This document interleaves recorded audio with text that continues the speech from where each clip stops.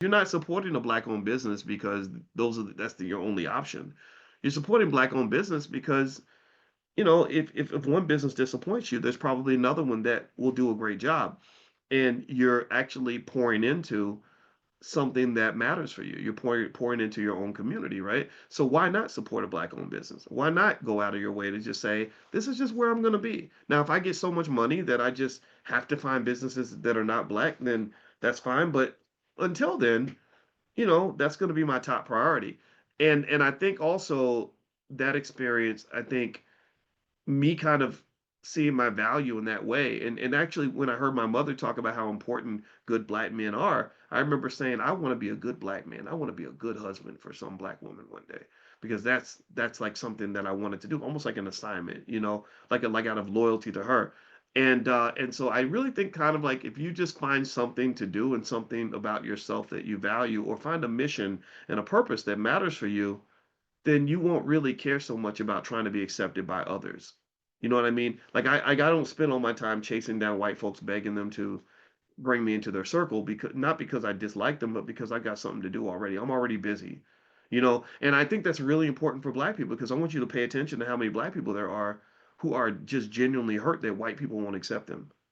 White folks won't hire them. They won't invite them to their conference. They won't give them, their awards, and or whatever. And it's like, why do you feel that it's so important to get acceptance from these other people, when really the real problem is that you haven't truly accepted yourself? That's really what it is. Because if you accepted yourself, then you would see your own value before others see your value. And if you see your value, then you would understand that what wealthy people do is they don't see value and then give it away. They don't see if they have gold in their backyard, they don't say, "Well, let me just pack this shit up and give it away to the neighbor." No, they keep it. They want to. They're like, "No, I want to keep this," right? So if I got smart children, I want to invest in those children. I want those kids working for me. I don't want them necessarily. I don't want to give them away to a corporation or to a factory. I want to see what I can do. What can we pull together here, that where we can keep this multi-million dollar asset here, instead of just selling it to the lowest bidder. Right? So self-acceptance is deeply connected to your economic outcomes.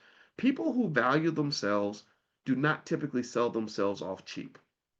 That's just what it is, right? So there's the last point I'll make on this. To finish up, I know we started talking about the Drake thing and why people follow celebrities and why it's very, very costly financially. There's something else called hedonic adaptation and emotional substitution.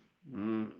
So here's what's happening. People chase the emotional highs of consumption, that's like buying stuff, to fill psychological gaps, stress, envy, and boredom. Celebrities model the fantasy escape. So modeling your favorite celebrity, copying your favorite celebrity, helps you to escape these emotions that you have that you don't want to deal with: the stress, the envy, the boredom. Like, I'm jealous of people. I'm bored. I'm stressed out all the time, right? I'm stressed out because I have to go to the plantation every day. I'm envious because you're free and I'm not, and you have things I wish I had. And maybe I'm bored because I haven't found a purpose. So my purpose becomes scrolling through Instagram, studying the lives of other people.